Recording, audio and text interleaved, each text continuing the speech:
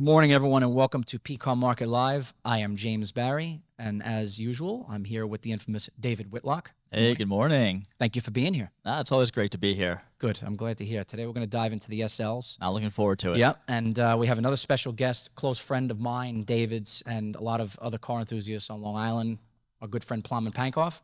Morning. Thank you for having me. Oh, thanks for being here. Thanks for being here. Plamen is a wealth of knowledge. He's been a Porsche guy, a Mercedes guy, a BMW guy his whole life, just like us. Awesome. So he's got a lot of knowledge and stuff to share. So I'll start by, I know we've really kept this podcast exclusively Porsche.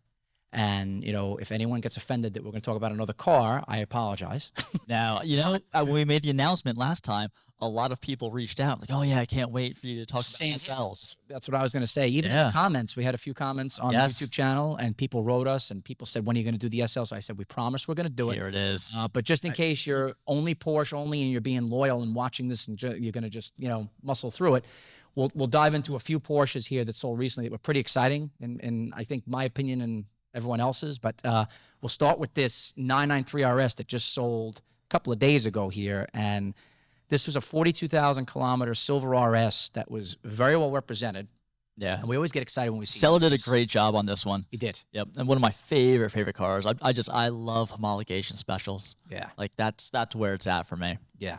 Yeah, exactly. This is a good one. And you know what? This is a good car to homologate because there's a lot of money. So, if you have a 993 that's in need of an engine refurb, you could easily turn it to a 3.8 and do some cosmetic things. And then you have it's not going to be exactly the same because of the lightness and stuff like that, but you could take it pretty close. There's one I've seen around here in this color, ironically, and the guy did it pretty much exact to spec, he said. So, and it looks it. I mean, I would never know. Very cool. Yeah. And most people will drive that car more than the real one. That's right. So that's the big benefit. The value is there. That's the big benefit of that. But we've seen a few of these sell, and the driver grade cars could be in the low to mid threes, and the Concours cars could be 4 to 5, and then the color, right, has a lot to do with it. Yeah, color has a lot to do with it. We've seen cars sell. I think the recent high 578 was for a 10,000 mile car. The car that sold the white collection as well. That went pretty high. It was like in the fives. Yeah. But this one I think sold right where it should have been. What was it, 370? So upper threes, great car, came out of Japan. So apparently in Japan they put the Club Sport spoilers on it. Yes. So while this is just a regular 3.8 RS, it has the Club Sport spoilers, but then it also had options kind of giving it a little bit more luxury compared to the bare bones RSs that are out there. So, had AC back in it, radio, and gorgeous car. Like I said, Seller did a great job with it. I mean, every nook and cranny of this one was photographed. Yeah, it is. You knew what you got. Thanks for coming back to us. We haven't sold something for him in a long time, and I think he's happy with the result, and I'm sure the buyer is going to be thrilled with it. Oh, God, yeah. And you know what? The silver's a nice sleeper spec on this. I think the most expensive one I saw sell was the Riviera Blue years back in Amelia Island. I think it did in the sixes. There you go. Not sure if that was with or without the premium, but that color, as we know, is going to bring a hefty premium. And then keeping it on 993s, this one, we have to give ourselves a little pat on the back here. So this car, we were watching this auction intently. It was on Bring a Trailer, and it did 170. And I remember talking to you, Plamen, about this car, saying, it's an odd car because the provenance along with it, no offense to Jerry Seinfeld, but I'm not sure how much that really adds to the value of the car, but being the last off the assembly line designated for the U.S., that's the key. It's not the last air-cooled made, but it's close. It's the last one shipped here, VIN for the U.S., they, oddly enough, optioned it with the Tiptronic. Not sure if someone just made a mistake or that was intentional. But we sold it for $240 after the no sale on Bring a Trailer, roughly in the 170, 180 range. And tell me what you think about that, Plamen. Oh, I think it's a great accomplishment for the P-Car and the platform. Clearly, I think the guy that sold it is very happy. And this is one of those examples of how the online auction platform can just create the perfect storm and you can have a result like this. It is a weird spec car, and I would say that probably, like you said, the fact that it was the last North America wide body C2S gives it more value than the fact that Jerry had it when it was new. So plus the configuration, right? Yeah. It's got some nice, first of all, I don't think I've ever seen this color. It looks black in the picture, but if you read the description, it's not black. And then it has some exclusive bits on the interior. And It's got that plaque. it's got the plaque. Got the Everyone, plaque. Porsche guys love plaques. We love plaques. That's right. We love plaques. Plaques are special. Yep. Yep. And also, to be fair, not that, probably whoever bought it may not drive very much, but if you're going to drive a Tiptronic, air-cooled car, that's probably the one that you'd enjoy driving. Yeah, and like we said when we were talking after the sale was, if you valued this, like if this was a stick with this mileage not being the last car, it would have done this price, right? Yeah. So if it was a Tiptronic not being the last car, I think the hammer price on Bring a Trailer was reflective of what a Tiptronic with this mileage would Yes, sell and for. and even that to some extent is, Right. I would say 150 to 175 Right. if it was a regular tip. Right. So you got roughly here a $60,000, $70,000 premium for being the last car and this build, which, who's to say whether that's appropriate or not. But after 2 auctions on 2 really good platforms, it's like, I think the jury has spoken here. You know what I mean? And obviously the people that would buy this type of thing for their collection, they got word that this car was out there. You know what I mean? Because it was on, global platforms. So Yeah. I think it's fair to say that, the buyer got a blue chip investment and the seller, Yeah, could say he was treated fairly. Yeah. yeah, I would say more than that. The seller realized probably something that's, almost unachievable in my opinion, unless you're very, very fortunate. Exactly. So moving on to another Porsche. This is another big feather in the cap here. This was, Gorgeous. I love this one. yeah, record to date, highest 997 GTS sale publicly. We don't know about private, but Yep. I brought this up not for advertising because, it is what it is.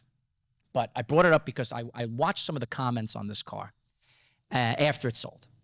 And it was interesting because, you're always going to get people with opinions that maybe, you agree with, you don't agree with. And that's what makes the community what it is. But there were some people, most of the people were complimentary saying, wow, amazing car, because this is in the art category, in my opinion. Okay. But what some people said, oh, that's so stupid. You could have had a GT3 for that price. But, that's not what it's about. You could say, I said before the podcast, right? For the money of a 356 Roadster, you could have a brand new Aventador. What's the point? The guy who bought this probably has 5 GT3s in his garage already. It's about having something that, you can't go back in time and build it now unless you buy one and restore it. So it's about finding one that you could go to your Porsche Works reunion or wherever and say, this is going to be the only one confidently. And it took I 2 people I that have a bit wanted of it. good news for That's the it. people that don't like it. Yeah, there's no risk of finding one for sale anyway, so you don't have to worry. There's something else too that if you talk about the 997s, there's really, with putting aside the GT cars, there's only 2 cars that are the best, and that's the Turbo and the GTS. And the GTS is really a phenomenal package that is probably more rewarding and engaging and entertaining to drive than a Turbo. So I would say that is the pinnacle of the 997 lineup. Like I said, excluding the GT. I agree. I mean, and the other thing that people don't realize too is because 993s and 997s, we're not going to get into this, but the S means different things on the back of those cars. So this is the only way to get a wide body 2-wheel drive 997 without going to a GT3 Correct. or GT2. or a 4. Right. Well, all the 4s Yeah, have the of wide course. body. I mean, if it's just a base C4. So that confuses the heck out of people. And I remember having to explain that to a lot of retail customers that came in, And yeah. and the same note to the 993s, and I know that we share a difference in that opinion, but the only difference on the 993s is just the 2 rear quarters are wide. Otherwise, it's the regular standard Carrera. So there's That's right. there's nothing different about it. That's right. It's much more significant on the 997. It's much more significant, and you have extra power in the GTS. So this car, so for those that don't know why, so the GTS in itself, very special with a manual, mileage and condition obviously played. That puts it into the 6 figures on its own.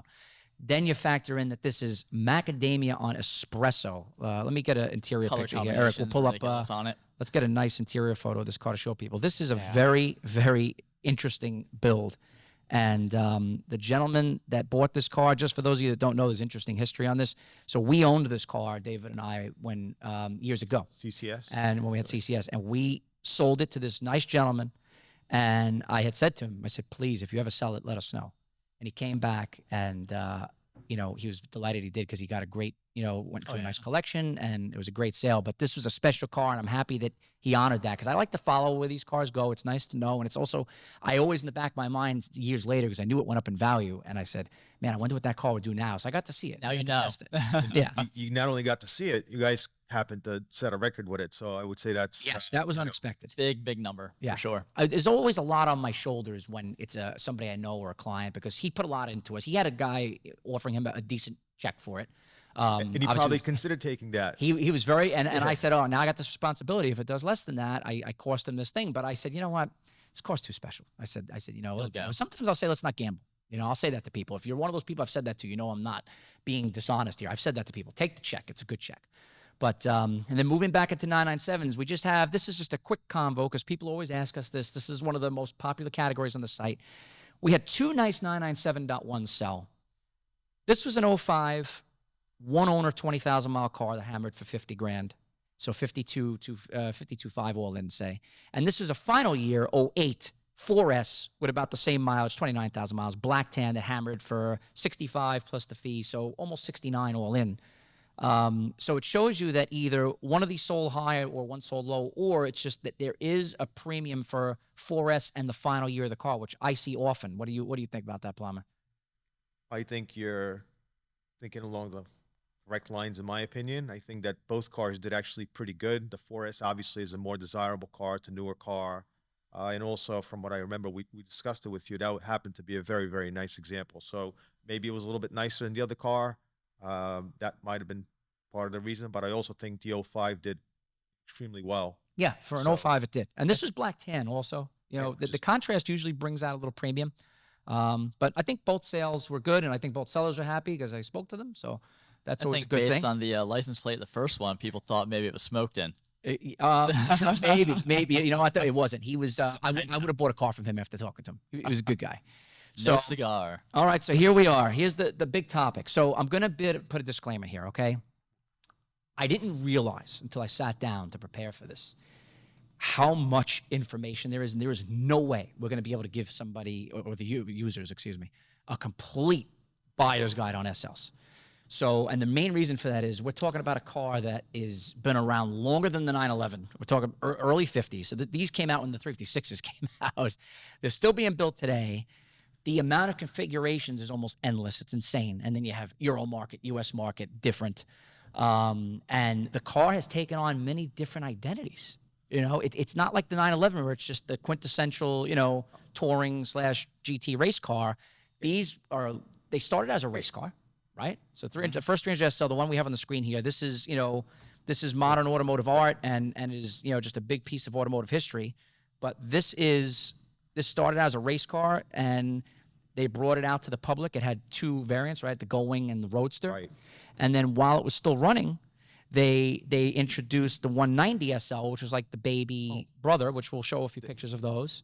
And then after that, it went into the Pagoda, which is known as the Pagoda, like the 230, 250, 280 SLs. And that is more of the identity of the SLs that we see today. You know, the two-seat luxurious roadster that has plenty of power under the hood, you know, very decent in the corners. It's certainly no 911 in that department, but just a really nice, usable luxury roadster.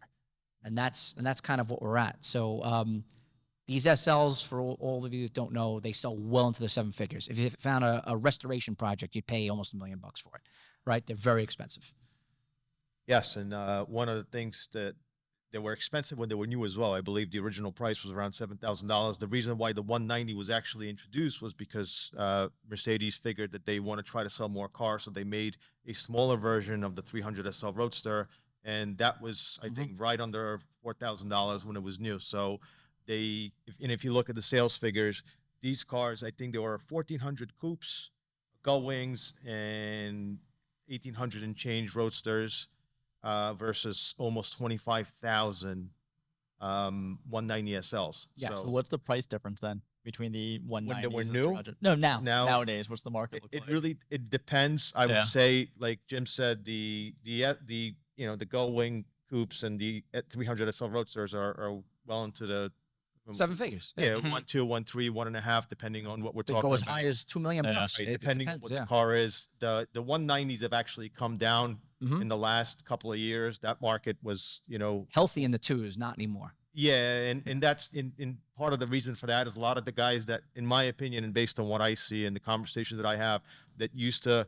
It's kind of like the 356, the generation that is changing, and the guys that are dying out, unfortunately, who used to be around and value those cars, there's less of them. So there's less demand for the cars, and the newer guys are going for, the Pagodas, the new thing. It's been that for, it's been the desirable vintage SL, which replaced the 190 for some time. And even now the 107s are coming up, and they're kind of like the replacement of that, even the 129s. Exactly. But these cars do drive. It's unbelievable for a car made in the 50s, because you drive an American car or anything else.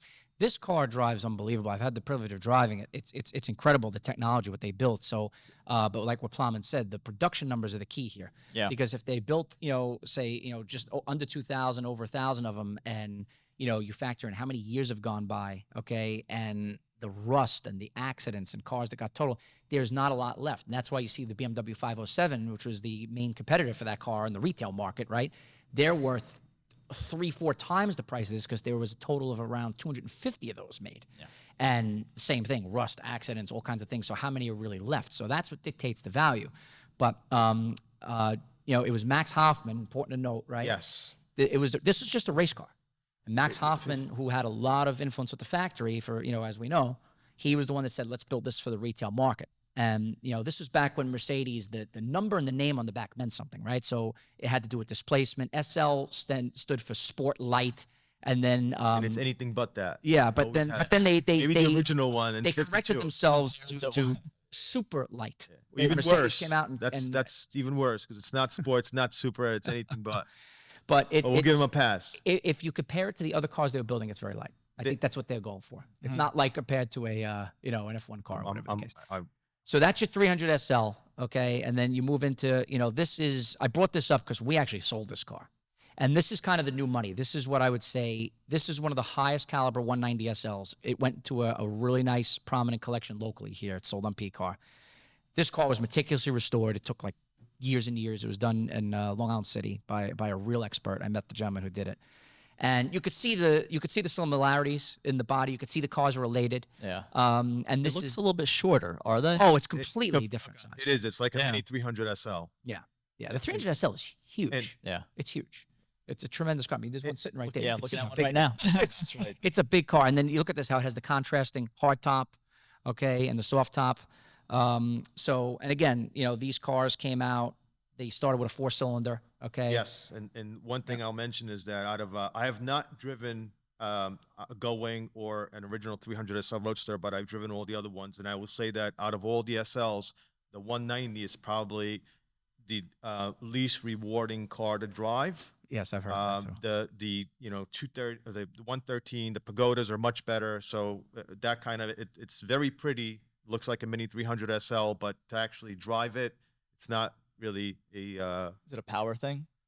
Part of that, yeah. Yeah. It's a 1.9 liter motor with, I think, about 105 horsepower, something like that. So the contrast, the least powerful Pagoda is 150 horsepower, the 230. So that's a big difference. And obviously the Gullwing Coupe was, I think, 215, and the Roadster's 225. So that's huge. The 300s are rewarding to drive. I mean, that's why they have these big road rallies all over the world. Like we have a client that ships his car, his 300 SL, from California to France and goes on this rally with it and drives. I mean, they're really nice cars to drive. Obviously, they're hard to stop, but they're nice cars to drive. I will also say this for all SLs, that even if you don't like the Mercedes product, you're not into them, you have to respect those cars tremendously, because they've been, first of all, the SL's an icon. It's a model that's been around for 70 years. And also you have a manufacturer like Mercedes-Benz, who had so many technological advancements and introductions of new technologies and things that they've done, which have been, copied by every manufacturer. And usually the SL was the car that a lot of these things were introduced on. So with that being said, any year SL actually is still a relevant car you can drive every day, Absolutely. car that's powerful and all, stops, goes, and is also, a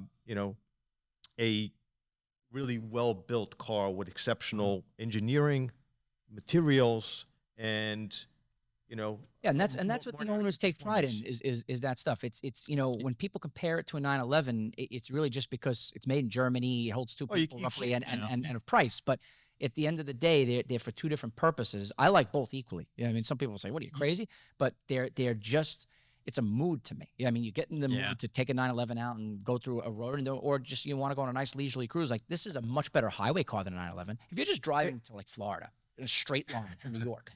Why would you want to be in a 911? I mean, a brand new 992 maybe because it's like a luxury car, but these cars are just delightful to drive. And that brings me to the Pagoda now, right? Look, if you look at this one, this is where these cars today, you could still just get in, put the key, drive this, you know, especially if you do a couple of upgrades to enhance it, make it more modern. This is just an amazing car. It gets looks everywhere it goes. The build quality is exceptional. And this is the quintessential SL that we know of today, because this is exactly what all of the generations after it do. Okay. And, you know, look what you've got here. It's also fair to say that, you know, the 190, like I mentioned, I built about 25,000 cars. The Pagodas from 63 to 71, they did about 49,000 cars. So it's almost double the amount. So there were a lot more. 4,900 in the, sorry? 4,900. No, 49,000. 49,000. In 25,000. Yeah, they actually, that's another thing that, you know, maybe is overlooked, but the SL from a standpoint of a production vehicle was a great success. They went from that, the 107s had one of the longest production runs ever, from 71 to 89, and they built, I think, You're skipping ahead now. Come on, we're gonna get to that. Sorry. So no, that's okay. But what he said is true. It's incredible.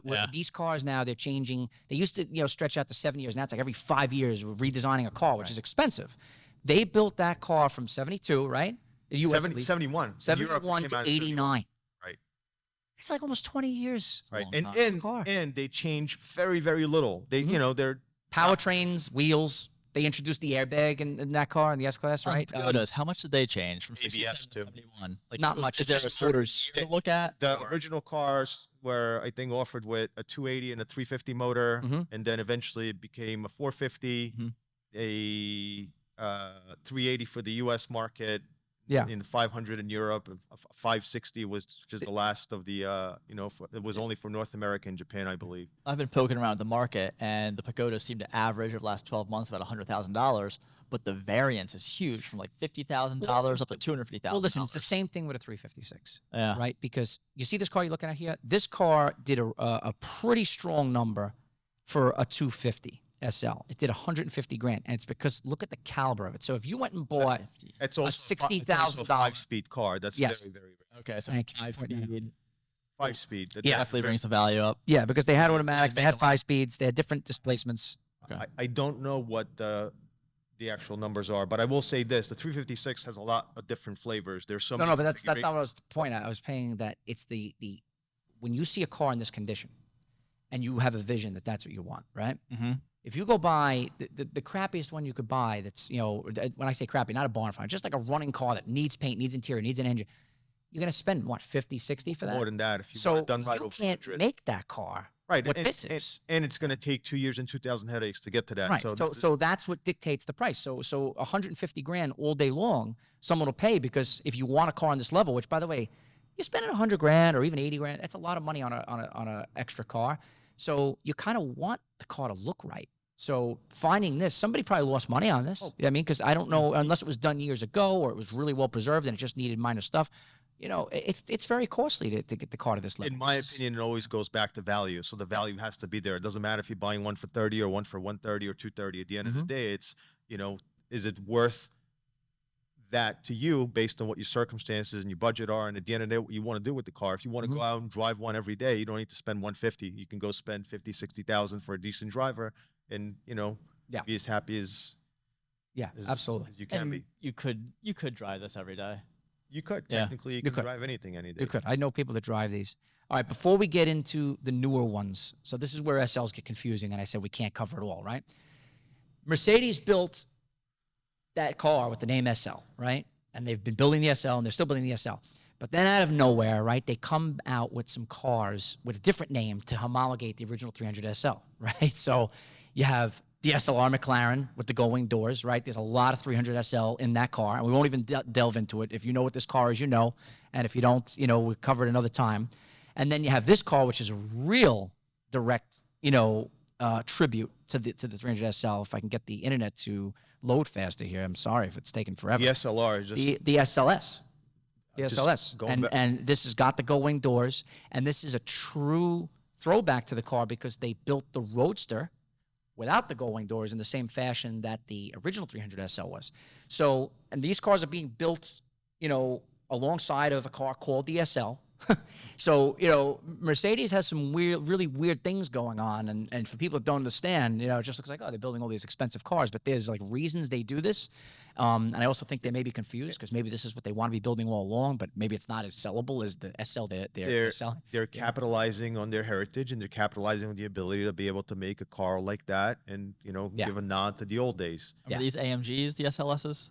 Yes, these are all AMGs. These have the 6.3 naturally aspirated V8 in them. Which has proven to be not the most reliable motor, but listen, it is what it is. Like any car, it's going to need some stuff, but it's a raw, nice. It sounds like a hot rod. It sounds like a muscle car. They're cool. People like them. I like them. They drive weird. Those long fronts, even the SLR. You know what I mean? If you had to drive everyday driving, it's not a great car. Yes, if you had to drive one on a regular basis, an SL would be much more enjoyable to drive. Much more. I mean, quite frankly, you want like a look. Here's the Roadster. I bought this one. This one was beautiful. So I'm sorry. This is the SLR Roadster, but I mean that was a Neiman Marcus edition or a Saks Fifth Avenue edition, something like that, with that special color. Really, really, really nice. Saks Fifth Avenue. All right, so now we'll get into the SLs. We'll get back on course here. So here's another Pagoda, just for reference, 65 grand. This sold a while ago. Driver grade car, nice condition. Probably worth a little more now. And now we're into the 107s. So this is what we were just mentioning, right? Now, is this the entry point into SLs as far as price goes right now? No, because for a 107 and then a 129, you could find yourself a $3,000 one that's still running. These cars all still run. It's unbelievable, right? Like Plamen said, they're indestructible. You'll see one driving down the road, nothing works. They're rusted out, but those cars just still drive. They go forever. Yeah. They outlast their owners. So this is an 18-year or so, just under 20-year production run. Okay, this particular car is probably not the first car I should be showing. This is a weird car. This is called an SLC. So the roof actually hasn't come down on this. They built a fixed roof. These are coveted for that reason, right? They're rare. They're oddball. People like them. This was a Euro car. If you notice the headlights, see, that's one light. When you go to a U.S. car, I'll pull one up. A U.S. car has two headlights, and it has these longer bumpers. So that's a key difference. But as Plamen said, you start from 71. They started out like 350s. Then they had the 380s, the 450s. Europe had the 500 SLs. They had a 420 SL that we never got. And then, we get to the 560 SL. Those are arguably the most valuable. You know what I mean? Those are the ones that, if you see a 5,000 mile one in a rare color at a big auction, it could do 100 grand. You know what I mean? That's like the pinnacle. And people do go crazy for the 89s because it's the last year. But these cars, cover, to answer your question, a variety of prices. Okay. So like this one here, there's a great value. There's an 88, 20,000 miles, 560 SL US car, late car, hammered to 50 grand. And these are all over the place. Yeah, I mean, this same car could sell for 40, could sell for 60. It's just who's there that day. Is there a best engine of this generation? Well, arguably the 560 is the one that's the most desirable. What would you say, Plamen? 560 if we're talking U.S. market, the 560 is probably the best one to have. The 380s had a single row timing chain until 84 and 85. They changed that to a dual row, so those are a little bit more reliable. There's no 500 in the United States, but if you get a gray market car, the 500 is actually the most powerful out of all of them, and it's probably the most desirable in the rest of the world, excluding the United States, for those that just want a. What years US were the 500? 80, I think 82 to 85, later, and even later in Germany, the rest of the world, they still had a 500 because they never had a 560. Okay. So, but the 560 is probably the most desirable one. There are some cool in the 70s. They had the 350, and the 350 actually is the only the 350 and the 280s were the only manual transmission 107s you could buy. And they had the HUD caps with the color, the body color on them. They all had HUD caps. I think till mid 70s, late 70s. You can actually order at that point the bunt wheels on them. Now, Plamen, if you wanted one of these in really nice condition, but you don't need 20,000 miles, you could take 50, 60, 70, because these cars are very, very durable, right? They wear well. What's your price range? You could get a really nice driver, probably under 20, maybe even under 15, if you're, Well, but I'm saying, you with, make like, it if around. it's not closer to 100,000 miles, if I would say like a 50,000 mile car, nice driver, you pay in the 20s, and that's fair, right, for a nice driver. Yeah, You know, it depends. cosmetically. With those cars, as always, it depends. Unfortunately, they rust, and kind of like 911's condition really, is the Yes. most important factor. But it's not really mileage. I mean, mileage, if you want to drive the car, you can get a car with 60, 70, 80,000 miles, even 100. If it's been in the right hands and it's been Yeah. well taken care of and it's no rust, then that's a better car than buying something with half the miles that has some issues. That's right. To me, I'm more about the condition on these cars because this is a nice car to drive. So, like, we recently sold one that was a driver. I think it did like 24 grand or so, but it looked almost as clean as this one. Like, it didn't need paint. The seats weren't ripped. The wood wasn't cracked. Those are the type of things you got to look for on these cars. But very drivable car, right, Plamen? Like, nice car to drive around and on a Sunday. Yeah, absolutely. I'll say this about this. This is my opinion based on my experience for all SLs. The SLs they're not an exciting car to drive. They're not even a fun car to drive, but they give you a unique experience, and that experience is a pleasure for those that appreciate it and seek it out. And at the end of the day, the 107 is it probably wouldn't be my number one choice for a vintage SL, but it's definitely up there. It's very accessible. There's a lot of models, and it's not a car that has gotten to the point where it's not affordable and the servicing is affordable and just The big draw for this car is no power top. Because as we get to the next car, and I'll show this one. This is the one I was just mentioning. This sold for 23,000, 77,000 miles, and I think we could all agree, right? This car just, it looks like it's a very nicely presented car. I mean, you could pull up anywhere with that. People are going to compliment it. It's got the right wheels. It's original. You could tell it's not been modified. See, the biggest turnoff for me with these cars is when people try to put like newer wheels, some cheesy radio, or they repaint it a different color. They just do something to alter it. This car has a lot of class. I think we could all agree to that. Yeah, My absolutely. biggest, Yeah. the bumpers. I like obviously the earlier bumpers. Like, they get Yeah. the longer impact bumpers. Can you retrofit, or is there a focus? Yes, it actually in 1972, which was the first year the 107 came to the U.S., they all came with small bumpers. And Okay. then I think we see there in 73 or 74 they moved to the impact bumpers. But yes, the bumpers and the headlights make a big difference. In my opinion, they take the car from something that's okay to something that's actually beautiful. And it's You do lose a nice seat in Yeah. the parking lot, though. If you ever got to sit somewhere, those bumpers, I remember as a kid, I used to just sit on these bumpers all the time. You're not scratching the paint or anything, And they're also quite robust. You can drive into almost anything at low speeds, and that probably won't happen. All right, we'll try that on the next episode. So, all right, now we're going to move into, this is probably my favorite, the R129s. And I'm putting up like a Halo one here. This was a Euro car, but just so everyone could see what the body style looks like. This was a 300 SL. It was a 5-speed. It was a 24 valve, and it had this magnificent interior. Okay, Oh, don't wow. be off put by the price. You don't pay anywhere near 65,000 for a 300 SL, but this car you would. And it has a manual. Yeah. So just for people that don't know, like, you could find a pretty nice driver 300 SL well under 15 grand. I mean, and it looks exactly like this. It'll be an automatic, and it'll have leather. It won't have that cool cloth interior, but you could find them. And this is another car that I know in comparison, it looks like not a long time, but in the U.S., 1990 to 2002. Okay, so 12-year production run, and the car went through some changes. The early car, which is this is the first car. They call this the smooth bumper car, and you'll see why. When you see the other cars. The facelift came in 96, and that's when the AMG package became available, which is just a body package. The sport package had the AMG So wheels. there's no AMG engine. No, well, in this the is when works. AMG wasn't owned by Mercedes. Right. So there are plenty of cars, and I'll have one on here to show you, that were, sent to AMG and built, and turned into 6 liters and even 7.3 liters. There's a whole thing on that. We could do a whole conversation on R129s, because we should one day if people are really digging this. But so you had that refresh, and then when Daimler Chrysler took over, 99 was the final facelift, and the car got a little more modern looking. Again, it's just lights, bumpers, but the interior materials are what detracted for me. I like the car because it's the final end. Reliability's there. The V12 has become a little less involved to deal with at that stage of its life, but I don't like the leather and the materials in the car as compared to these, because these are like the indestructible Mercedes Benzes. There's three different versions of this car. The original early cars, they change in 95 and they change again in 99. And there's actually, you could tell if you pay attention to the build quality, there's certain things that change. the earlier cars are better in some ways, and the later cars are better in other ways. But they're still a phenomenal car all the way around. That was the first car that actually that had AMG built models. There's 55 in the last years of production in I know. Europe. Yeah, we didn't get those though. Yeah,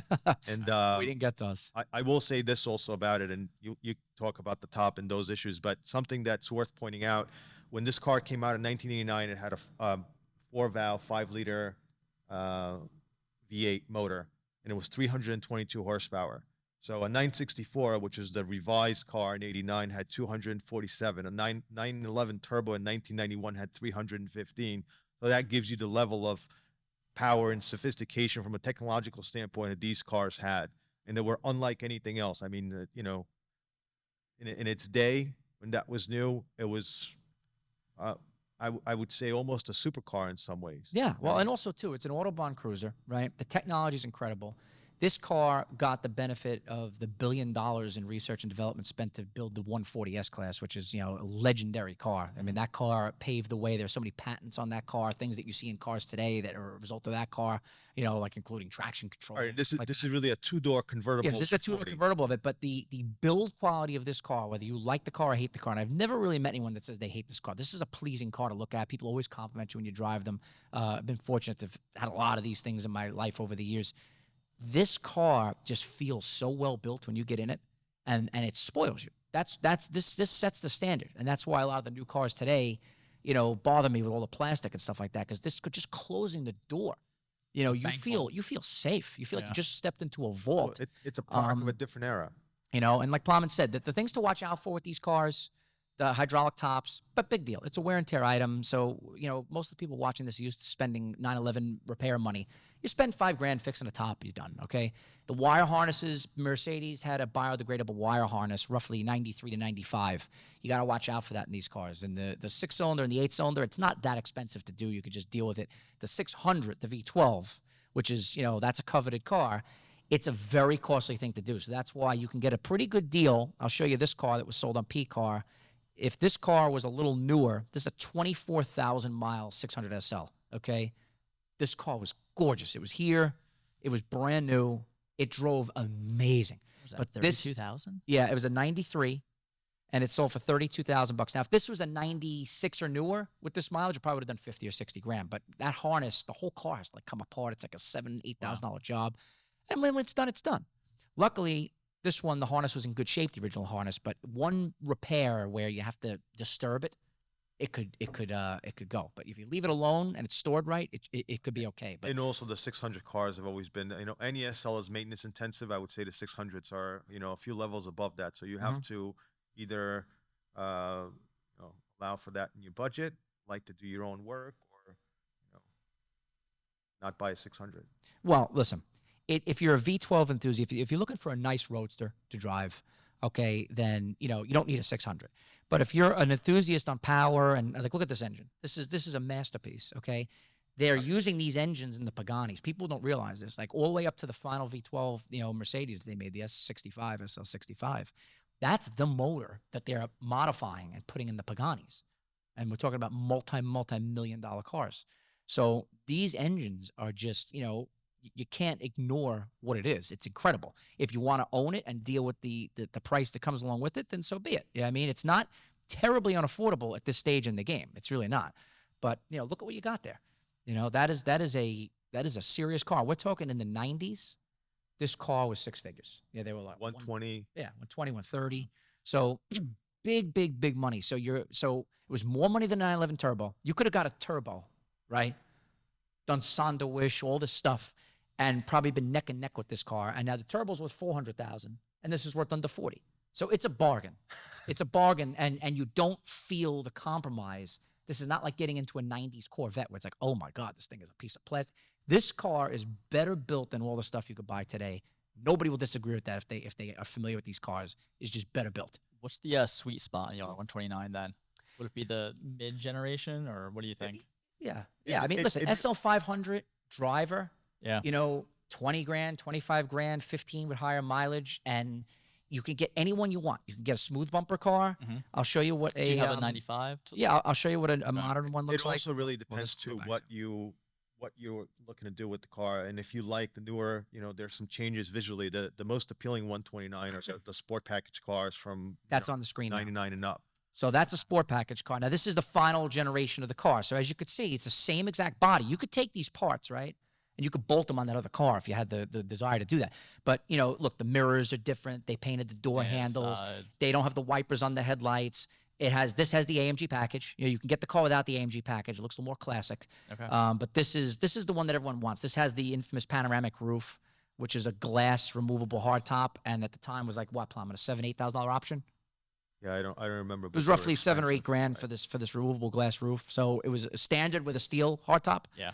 And this is where it's at. So if you're just looking to cruise, this one's going to be the most reliable. This is the 24-valve V8.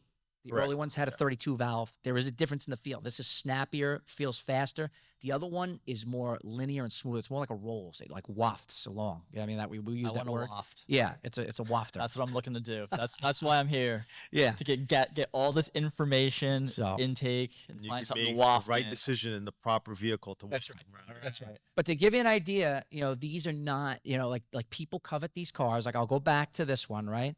This was a record sale we set 2 years ago. This is a 1990 500 SL with 2,000 miles. It sold for $100,000 with the fee. Okay. It was owned by royalty, has that same wacky, interior that we didn't get here in the US. And if you just got this same car with the leather interior in the US with like 50,000 miles right now, you'd spend $20,000 on it. So it could get confusing just like the Porsches. It's the same rules apply in the sense that if it's special, it's going to be money. Yeah. If it's run of the mill, it's going to be cheaper. And then, condition and mileage play a role. Service history, right? Play a role. All these things play a role. But this was a very exceptional car. Another one is this, right? Plamen, you could talk about this. This was a 500 SL 6-liter. Same price, ironically. Yeah, those are phenomenal cars. I mean, whether you like them or you don't, you have to respect them for what they are and what they represent from a standpoint of, again, automotive history and engineering, and they're just they're very, very cool. And So now this car, Plamen, right? Mercedes built the car. AMG didn't own Mercedes. I mean, Mercedes didn't own AMG. correct, it was The sent car to, goes to sent AMG, right? gets revinned, or it could be sent after the fact. They put all this body stuff on it, and then so now they're building a V12 that's 6 liters, but this is not a V12. Yeah, this is a 500, yeah, V8 500. that right. AMG They turned bore it into a out to 6 liter. 6-liter. Correct. If they sent the V12 there later on in the lives, you see these cars pop up. Brabus did it too. They become 7.2 and 7.3 and 7.4 liter motors. Okay. And that's ridiculous in this car. It's all bragging rights. Yeah, you really have to like it to buy something like that. Yeah. And, What did and this one sell enjoy for? it. This one sold for 95. This had a couple of miles on on a special car. it. Yeah, AMG, 98,000 kilometers. $100,000. Yeah. Yeah, which is actually not a lot. No. Yeah, interior looks roughly the same, but on the outside you can see the drastic difference. And what I love about the rear of this car, when we get to that picture, we'll just keep the camera showing this, but they put like this molded wing on the trunk, and it's very aerodynamic. See that? It's so cool. It like becomes part of the trunk, and it's see that how it's like molded on there. It's very, very, very cool. This car in the street right now, to see one of these you would have to stop and look at this. This is incredible. How many do they make? I wouldn't be able to tell you. Yeah. I'm lying to you. You're talking a very small handful, Very- okay. because you're talking like the people would buy this car for, say, call it $100,000, You might not even And then they really were know, 'cause then spending- they send it. the same price that the car cost or more, to depending on what package they picked, right? Because they didn't just have like one package. It's like, maybe you don't want the wing, maybe you don't want the Okay. wheels, maybe you just want the engine, maybe you just want the styling. They had all different things. So it's a crazy thing. But for the U.S., to keep it simple, for most of its life, there was a 300, and then it became a 320. So that's the inline 6. The 500 lasted from beginning to end. They changed the engine, but it was always a 5-liter. And then the 600 went through the whole life cycle. So the 320, right, Plamen? We saw that recently. It was a Euro 320. They still made it Europe, but the U.S., the 320 went Yes. away after 98, right? Correct. 98 is the last year of that. In Europe, they kept it till 2001, and they had a final edition. Yeah. Just, So the reason why I like this car is it's very modern in terms of the way it drives, in terms of you're not going to be disappointing with the steering, the braking, the acceleration of the car. It's a modern car in terms of that. It is analog, though. it's a lot more rewarding to drive actually than a 107, unless Yes. you're into the experience of driving a 107. And Correct. as always with all these cars, kind of like the 911s, if you considering buying one, go out and drive a bunch of them, get a feel for them. Yeah, and see what you like, because a lot of this is emotional too, right? Those cars are going to trigger. Yeah. These cars were in movies. I mean, anyone that's old enough to know this, like if you were alive and watching movies in the 80s and 90s and even 2000s, you saw these SLs. So it's whichever one speaks to you. The SL is an icon from that standpoint, popular Absolutely. culture, actually more even than the 911 to some extent. Absolutely. And then that brings you into this. So now these cars, this is the 230, okay? And now we're going to go quick because we're really, we've eaten up a lot of time. So this car, US now, Part two. 03 to New part 12. two. Okay, so now we just got under the 10-year mark in a production run, right? And the same thing. This had changes throughout its life. The changes were more drastic than the other ones.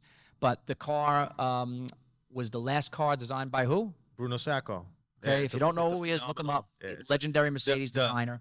I'll say this, the 129 is a phenomenal design, also done by him. Mhm. The 230 might even be a little bit better than the 129 in some aspects. There's not in my opinion, there's not a bad angle on that car on a 230, and it looks phenomenal today. The early ones look great, the later ones look great, and overall, it's just like the 129 was a great step forward as far as drivability versus the 107. The 230 is a phenomenal car to drive compared to a 129. And I love 129. It is. It's It is. different. But now back to the point we were making earlier, right? And I just want to try to get an interior picture up here for you, Eric, so we can show people what the interiors look like on these. But this guy didn't give us like one good full interior shot. I'll get it on the next one. Here's just one for now. So what we said before about these cars running forever, this is now we're in the computer age, right? So unfortunately, a lot of these cars wind up in the scrapper because you get like a huge, they're over-engineered, Yeah. and at one point that starts working against yeah, them. the technology, like this car, like the suspension on this car is all hydraulic now. It's the ABC It's got suspension. the ABC lights. Right. So when it works, it's unbelievable because the car has multiple personalities. But now let's say you have a high mileage one of these and they're worth you could buy them for under 10 grand with a lot of mileage on it. The suspension could cost that to fix. So then they become, all right, either I'm going to restore this car and do something custom and have like a $50,000 project on my hands, or I'm going to just scrap it and get a new one. And it usually becomes answer B. So that plays into role. And then there's all these modules, like you can't even change a light without programming things and stuff like that. So they get a little more complex, a lot more complex. However, they're still relatively serviceable though. that's compared right. If to you modern get one cars. that's not in a flood, okay, not in an accident, and garage kept, because the sun is not friendly to these either. You start with the yellowing plastic headlights, and you start with all the trim turning purple and all this stuff. The key Yeah. is to get a nice car, hopefully from somebody who took good care of it, and also to have somebody who knows what they're doing, that services it, and does not, get involved in unnecessary repairs. And Now, the engines in this car, you're just talking preference now because they're all pretty good. The 500, and you won't be disappointed with any of them, right? A 500 is a 500. I mean, it's the most pleasant for driving around town because of the way it's geared and set up and stuff like that. The 55 was the next step up. That was the AMG. That's the car you're looking at on the that screen was here. the first factory AMG Yeah. SL. Right, Was that for the US. SL55. For the US. So Yes, this is the for the US. compressor. So now you're talking 500 horsepower in this car, over 500 pound-foot of torque. Car is going to please and they're very easy to mod if you need more power for some reason, okay? And then you have the 600, which is the bi-turbo V12, similar horsepower to this, but the torque is about 100 more torque. And then if that's not enough, 590. 590, thank you, the 65. And now you're talking over 600 horsepower, 738 roughly pound-foot of torque. It's a monster. That's the blueprint for the Pagani motor that we're talking about. Sounds like a monster maintained. Yeah. And then the only real change in the motors here, there were two that I know of. They dropped the 55 in 09 and they replaced it with the 63. So it's sharing the engine with the SLS now. Okay. And then they dropped the 500 after 06 and upgraded it to a 550.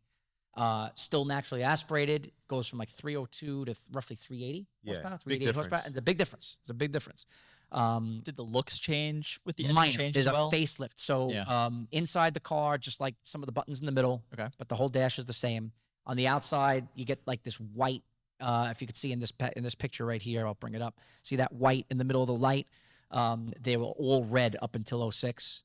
Okay. The bumpers come down a little more. They're a little more muscular. The headlights are a little clearer, a little crisper.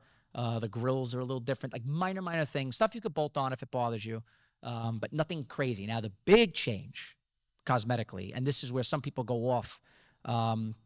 I just brought this one up to show you what a non-sport looks like. So that's a nice 04 SL600 non-sport. So it doesn't have those AMG bumpers. But this here, that's the sport. Sorry. This here is the facelift. So now, if you look from the fender, from the doors back, is the same car. They chopped the front, but there's longer front. I like it. It's nice. I prefer the older one. The older one looks. I prefer the older one because now this is not Bruno Sacco, right? They took his car and they facelifted it. You do get some changes on the interior. This happens to be a 63. They made the gauges white. They changed the nav system again. They put a really nice 3-spoke steering wheel in. Seats are a little different. So there's some changes on this car. This is just very aggressive looking. The back with that rear diffuser, this is a really, really nice car. And they did the same thing to the 65, obviously. So it's got that that real aggressive bumper in the back. The 550 looks similar. It just doesn't have that diffuser, but it has the long front. Okay. So those are the changes with those. But these cars, Plamen, let's talk price.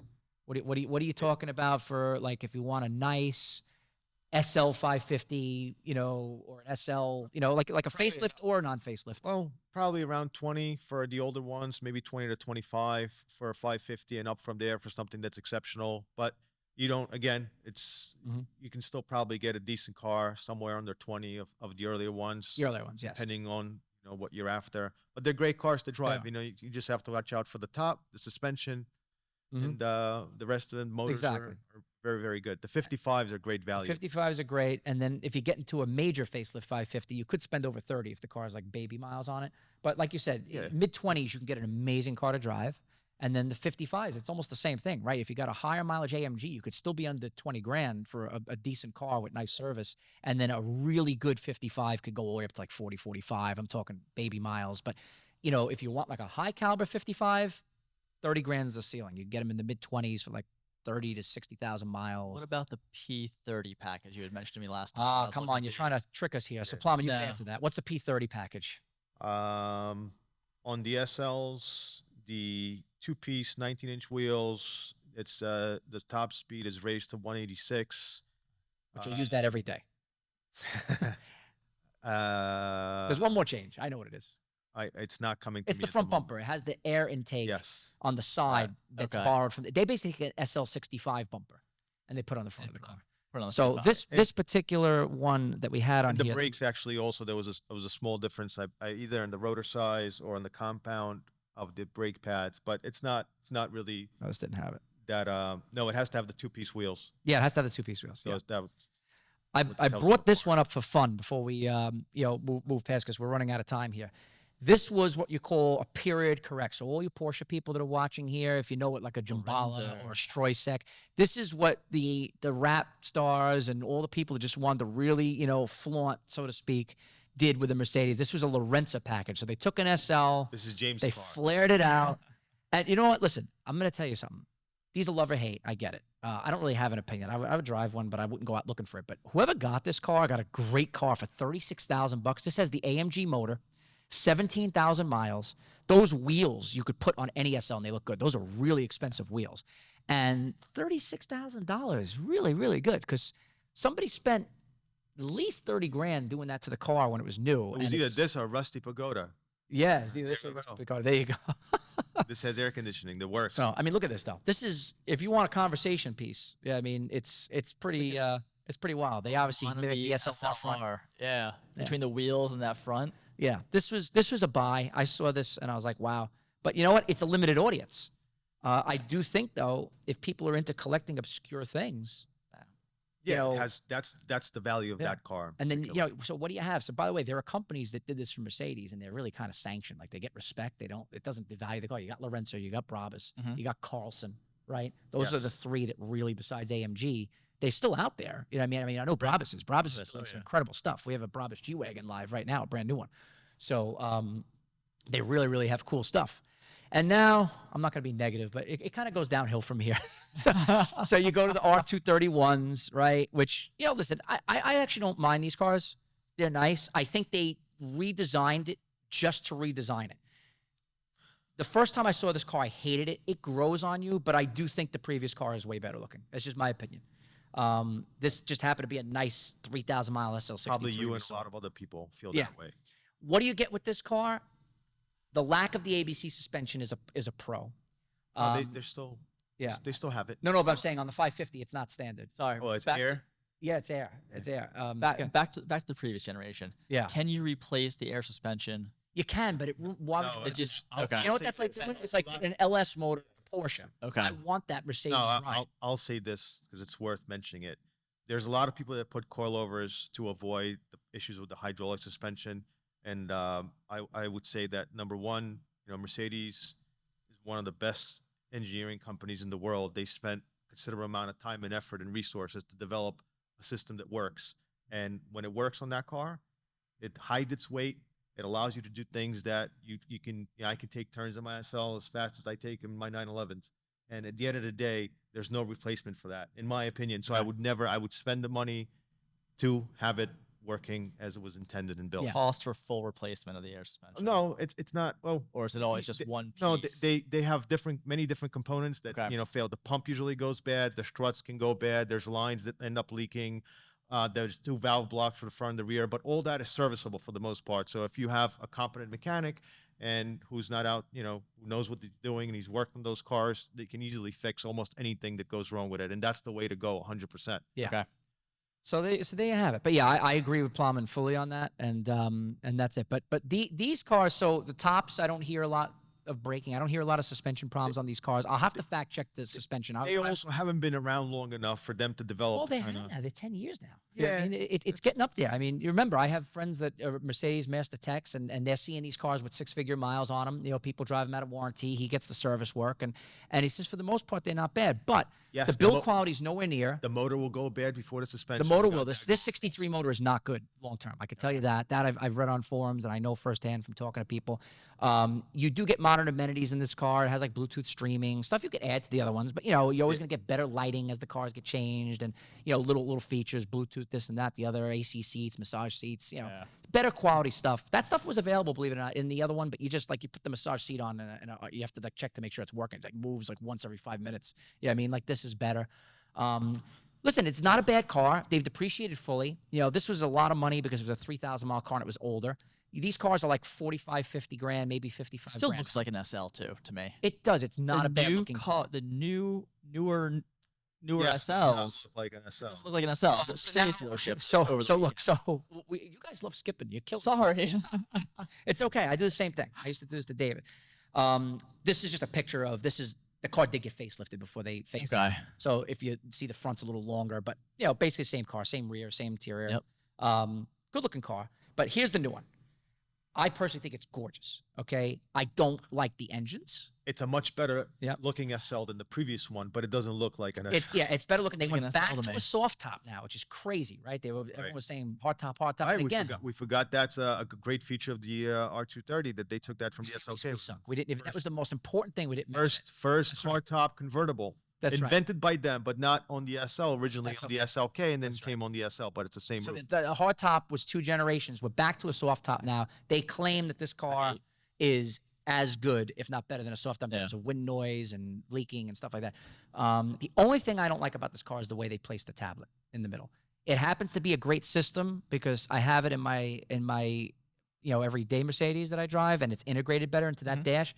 But this just sits weird. Yeah, it looks like my kid left their iPad on. Yeah, it's very, very weird. But I will tell you, in all these modern cars, their system is the easiest to use. The voice system, you say, hey, Mercedes, turn on this, turn on that, blah, blah, blah, put the roof up, put the roof down. It does everything you need it to do. It's a great system. Great resolution. The cameras are incredible. I just wish they integrated it to the dashboard better. I guess it saves you money if the thing, if it breaks, you could pop it out easier. But that's my only complaint on it. And the major complaint, and I'm sorry to do this to anyone that has one or all the Mercedes dealers, because we have a lot of friends that are Mercedes dealers, but they build this with a 4-cylinder now. It's SL. And I'm sorry, a premium car should not have It's a an SL is a SL55? premium car. It should not have a 4-cylinder. Wait, this SL55? No, so you got a SL63. So you can, okay. You got SL55, which are both V8s. They're just Okay. The SL63 is probably a waste of money because with all the software you could do, you buy a 55, and if you need an extra 100 horsepower or whatever, you make it. But a 43, Ouch. I don't know what we're doing here. The good news is they'll probably be $25,000 very soon. So, But when they are, you're not going to want to own them for sure. they're Probably. Well, I don't $25. know. I mean, maybe it's a serviceable motor. I don't know much about that one. Yes. But that's where we are. We definitely went long on this podcast, but there's a lot here. And there's I got more questions. Yeah, we'll see. And by the I way, thought I was gonna be able to walk away and know which SL that I I'm want. more I confused now still than am you more started. confused over which one that I I want. have a couple of minutes here. What questions do you have? Because I'm sure they would be similar to. And by the way, just so everyone knows, we did this naturally. We did not rehearse this. We made this as like David's a knowledgeable car guy, but just has some thirst for more knowledge on SLs, and that's why we were here to do this. So we made it as natural and real as we could. So go ahead. What would you say? You never told me what your number one SL. It is. really. It Or do you depends. have it? What do you want to do with it? Do you want I to just do want regular. to cruise around. I've got the 911 for Okay. really hitting the back roads. I've got the Land Cruiser, the Hall of Family. I just want to waft. If you I want- want to chill. You want to waft, then the 129 or 107 would be what I would choose. If you want one to drive on a regular basis, a 230 probably would be Yeah. my suggestion. Yeah. If you want that muscle car power, 55. They're but Yeah. they're all fast enough. And actually, driving a 500 regularly or 550 is it's a better car all around than the 55 and the 65s are. And you know what the fun thing is too? If you set a budget, right? We can have like a contest. If you set a budget that's fair, and you don't mind mileage, but we look for condition and we're patient, you can almost buy both of them. I don't know, mind because they- mileage. You know that. There are such things out there as like 100,000-mile cars that are so well kept and they look like they have 20,000 miles on them.